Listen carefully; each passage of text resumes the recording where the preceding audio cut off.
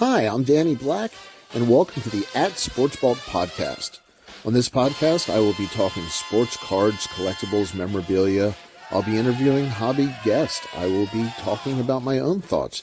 I'll cover regular sports that relate to the hobby. That's the fun part. More importantly, I want you along for the ride. So click like and follow for more content, and I hope you enjoy the episode. Well, welcome to middle of the night broadcast of the Sports Vault Season 2 premiere. Up late tonight because I was bidding in the PWCC Sunday night auction. So if you're watching this live, I know it's still going on for some of the items, but my item finished a little while ago. And I wanted to do an update kind of on a mailbag and a hello to 2023.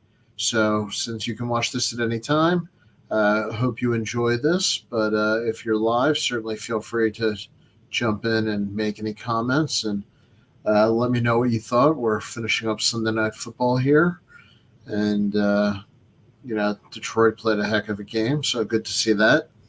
Want to give a quick shout out to Texas Card Dude. My friend Brad, Texas Card Dude, got me this 1962 Orioles stamp. And to give you an idea, if you were to have it graded in its original form, it would have looked like this. It would have come as a panel. So just to give you an idea what that would have looked like. But Brad, thinking of me, great addition to my collection. Love the 62 Topps stamp book. So they did a bunch of players also, but the teams, like I said, the teams would come together as a pair. So the Orioles and the Pirates would be together. But I don't want the Pirates, so I'm fine with that. So thank you, Brad. Thank you, Texas Card Dude. I do appreciate it. Also, a thank you to John Keating, that 70s show, for some cards towards my 57 top set. The 57 top set is going fantastic. In fact, I got my Roy Campanella, number 210, and I actually have had this one for a little bit. The Eddie Matthews, and I'm pretty happy with the condition on those. So probably start getting those graded, eventually work towards having the whole set graded. Just got to decide what company, but that's a different conversation. One of the reasons I wanted to jump on tonight is I bought my first raw card through PWCC. Been having a lot of discussions about graded versus raw cards, and I dove in tonight and show you what I got here. Picked up this 1957 Topps, and this is the Power Hitters card with Mickey Mantle and Yogi Berra. But the important thing here is this is a raw card, and this is authenticated by Mike Baker, grading Mike Baker authentication in a deal they have with PWCC. So it's the first time I've bought raw off PWCC. So I don't know if anybody else has done that or has ever bought raw cards off PWCC. But I thought that was something I wanted to give a try. I'm looking for more avenues to buy raw cards and buy them in a way that I can trust them. I think it is an issue with knowing what you're getting. And so this might not be perfect. Give it a try. I quite frankly, somebody asked me what I'm going to do. I don't know if I'm leaving it in the vault for now or using one of their grading services or having it sent back here and sending it to another grading service. I don't know yet, but I will go on to Trading Card Database, which I do actually use, and mark it off as on my list. And actually, some people had asked me, I am keeping the 57 set in a binder. And what type of binder? This is pretty standard with the baseball safe pages. But what I've done is also left the backs visible because I do want to look at the backs of the cards. as well. So for me, except for the higher end cards, the nicer cards, for most of the set, for most of the, I would say probably close to 380, 390 out of the 400 plus cards will end up in that binder. So I kind of like having that and taking that around. So my experience on the PWCC auction with the Mike Baker Authentic, it was interesting. If you notice, and I'll bring this up one more time here. If you notice on the picture, it has the Mike Baker authentication. It's kind of its own slab, its own encased plastic encapsulation, for lack of a better term. It does identify at the top, there is a paper label, and it does say authentic. Now, authentic does not mean that it's graded authentic, although to be fair, this one probably will. But that's just to market authentic versus unauthentic for the purposes of putting it in the auction. So I liked having that idea of the authenticated on the raw card. Like I said, I've never bought a raw card on PWCC. I've bought graded before. So I'm curious. I know if I were to buy through ComC, they've already technically seen the card and checked it out, I guess. But I am looking for more places to buy raw, and that are reasonable, or a lot of people, do not use Greg Morris a lot. Fantastic, but I know they can be a little bit more expensive. Please correct me if I'm wrong, or send me a gift certificate. And then, some other options. This is, I think, one of my goals for 2023. People have asked me, what am I looking forward to? I'm looking forward to finding more ways to buy good, affordable raw that I can trust as authentic. So as a goal for 2023, and if anybody else, wants to put in the comments, I want to find ways to buy raw that I can trust. I want to find ways where it's authentic, where I don't have to rely on the grading companies, where I don't have to rely on a number or a slab, where I can just know something is legit, where I can have that backed up somehow. And whether that's eBay authentication, and that might be for certain cards, but right now the price threshold is still pretty high, especially if you're set collecting, or the PWCC. I mean, like I said, I tried it tonight for the first time. So let me show again the card I got tonight in the PWCC auction.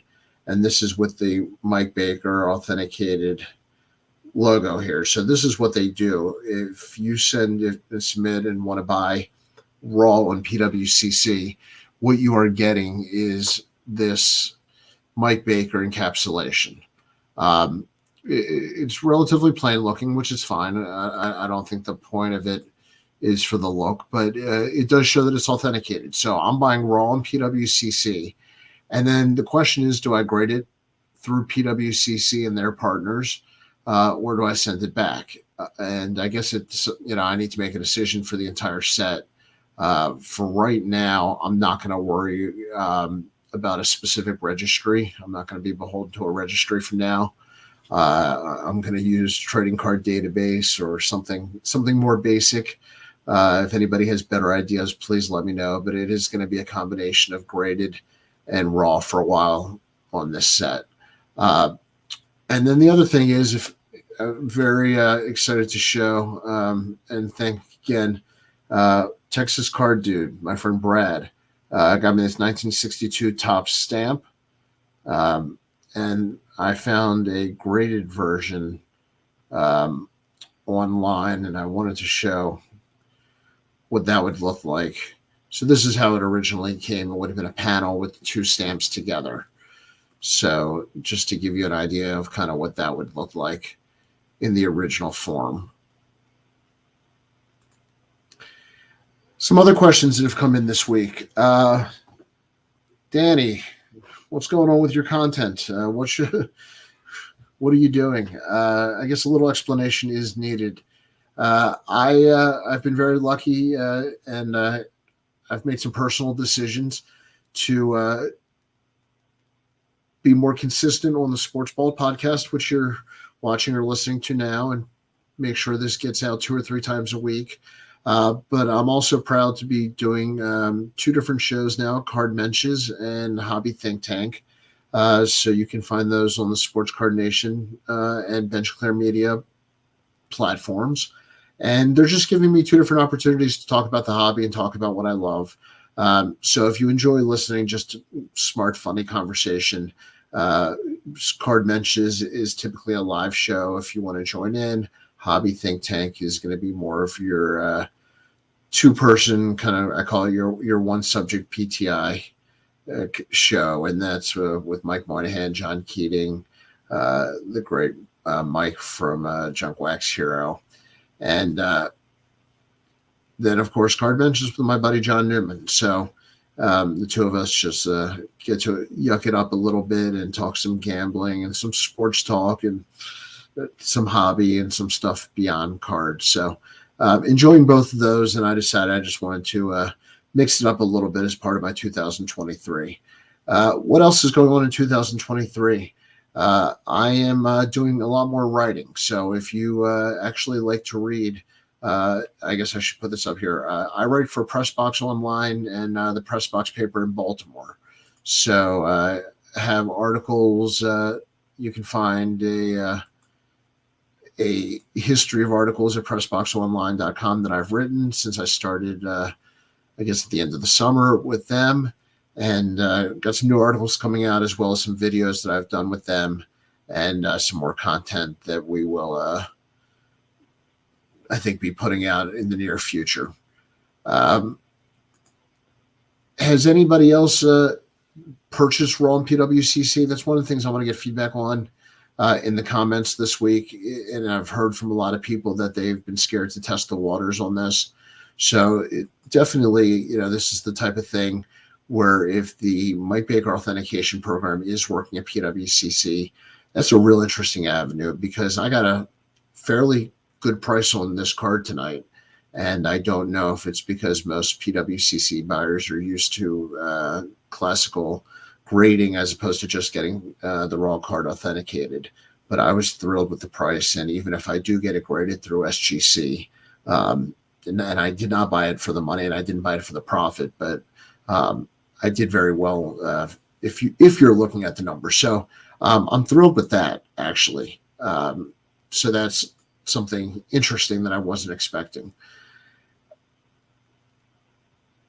The other thing, and I wanted to touch on this, is submissions right now. A lot of companies have announced new pricing and new different submission guidelines, mainly PSA. And there's been, I guess, a little confusion. Some of the main changes, what they've really done is taken the feedback of the $199 threshold and raised that to $499. By doing that, adjusting the prices slightly between two tiers and kind of keeping that turnaround time on the bulk similar, that's how they've solved the $199 problem. So now you can bulk up to $499. But the turnaround time to get faster than, I think it's 65 business days, which will turn out to be 3 to 4 months, is that value bulk.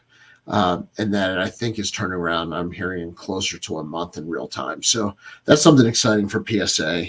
SGC is still running a remarkable week or two. So I had some cards and I want to get some feedback because they were kind of in between different errors. So one of them is, and if you're listening to this and not watching it, the Emmitt Smith Burger King rookie from 1988. I'm showing it on screen if you're watching live. But the Emmitt Smith Burger King 1988, is that a card that you would use SGC for? 1988, is that old enough that you would use SGC? And then how about a card that's already SGC pre-graded 9.5? This is an Alfonso Davies, and this is I believe it's a Purple Velocity. So I know I'm already getting that 9.5 from SGC. Do I risk it at PSA, even though it's a modern soccer card?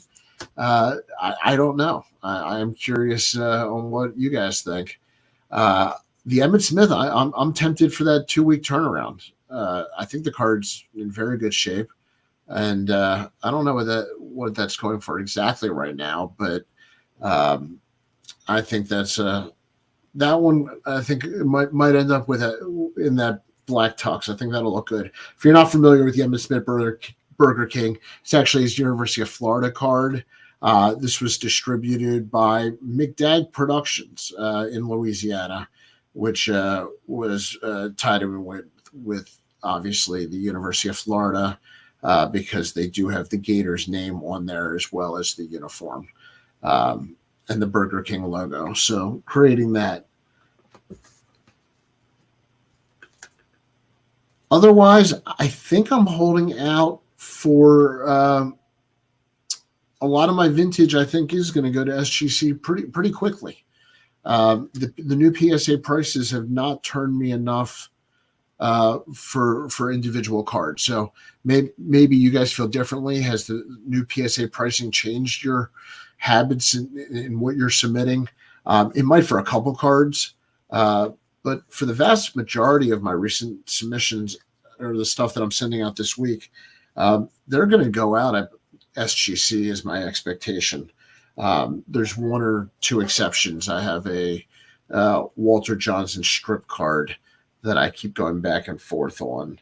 But also, I've got a handful of these Jack Johnson strip cards, and I don't want to give too much information away. But I had a client that had a collection of these. They sell for a few $100s, either authentic, but as long as they're graded. So I think I'm going to send them to both SGC and to PSA. I have a couple and split them up. And I'm curious to see if any of them number either direction. They're all in a relatively equal condition. So that's kind of just a quick drop in. A welcome to 2023. I, am curious, like I said, if anybody else has bought Raw on PWCC. And more importantly, if you're not buying on PWCC Raw, where do you like to buy your Raw cards and that you trust for the authentication or the quality? Please certainly leave it in the comments. For everybody who jumped in tonight, I appreciate you listening. And this late night show is over, guys. I don't do outros. Have a good one. It's peace.